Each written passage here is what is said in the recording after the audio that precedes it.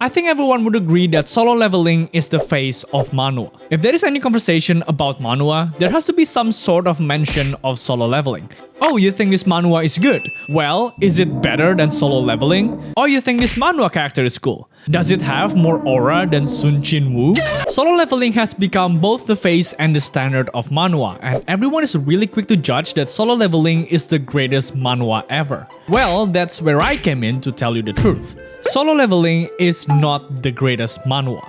This is what I believe is the greatest manhwa of all time. Now, this is not just an opinion. It is a fact. The greatest estate developer is the best manhwa of all time. I was backed up by pure facts and data. It is the highest rated manhwa in my anime list by quite a margin actually, 8.81 to 8.65. We are talking about mid-table over here.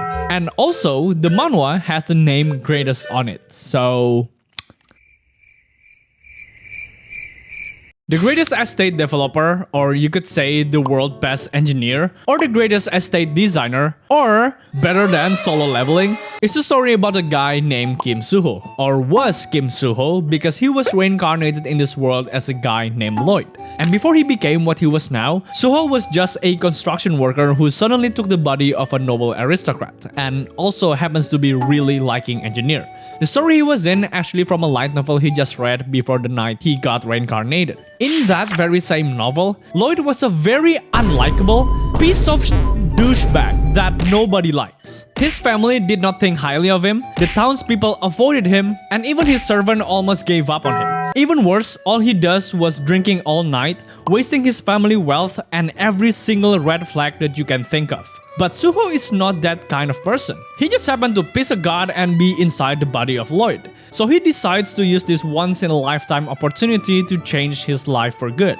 He started by lowering his ego, apologizing to the bar he destroyed last night, and became a truly civil member of people. But this is where we stumble our three main problems. First, Lloyd is such a dead weight of a person. He keeps using his family money for himself and racks up a huge family debt.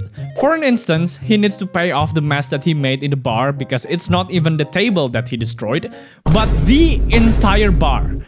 How can a man be this f***ing? The second problem, Lloyd is such a lazy son of a bitch who never worked out and trained his body that his new body sometimes betrays the limits of his mind, comparing him to his servant who is well trained and has no problem with his body.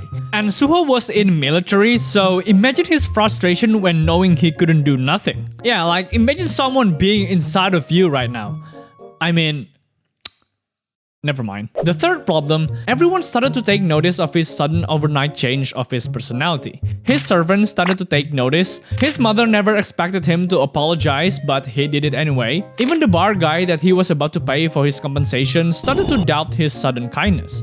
Now this obviously has nothing to do with Suho. He's just a normal dude who likes civil engineering. But in order to continue living the life of Lloyd, he has to manipulate his way to make everyone think that he is still that rascal douchebag. But deep inside, he wants to help himself and everyone around him, even though it means by threatening a man to sign a contract. With all of this problem, surely the god he pissed off earlier gave him something.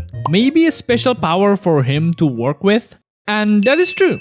Suho has the ability to see something that normal people wouldn't see. He can visualize a measurement with his eyes, straight out of city skyline. And thanks to his knowledge in civil engineering, he can build something that normal people would probably take a long time to visualize. He can see his relationship status with people around him. Most frequently is the perception and how a character likes or dislikes him shown by his relationship point. And I don't think I need to explain why we started off in the minus.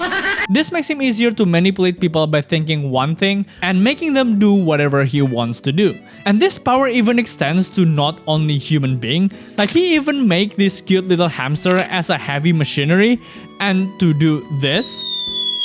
Also, another thing, he can purchase additional skills using his relationship points, such as the measurement eyes earlier I mentioned is a product of the skills. Don't forget he basically knows everything about the world because he already read the light novel. So whenever things are about to go down, he knows how to get the upper hand. And these are not only applied to him, but also to another people. Like he asked Javier to learn a specific skill before the very battle that Suho knows he will lose if he doesn't learn that skill. It is refreshing to see an isekai that doesn't rely on overpowered main character that can one-shot a demigod for no reason.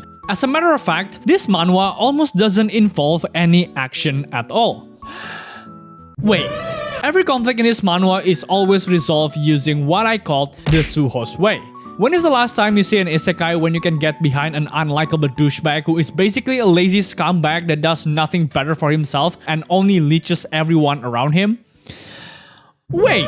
The Greatest Estate has everything. I mean everything that is good and bad and mixed it up in a perfect concoction that I cannot stop consuming. From the mad personality, chaotic humor, bromance, magic, fantasy, everything that you like and dislike about isekai fits in perfectly. Another reason why everyone loves this manhwa is maybe the Greatest Estate developer just cracked the ultimate plot for a story. Everyone likes an underdog story when you take a loser like him and seeing him become a better person. And everyone really likes an underdog story with a little bit of fantasy and magic in it. It's like putting double MSG in your food. Nobody dislikes that idea. And now here comes the one more component to complete. How about an underdog story with fantasy and magic?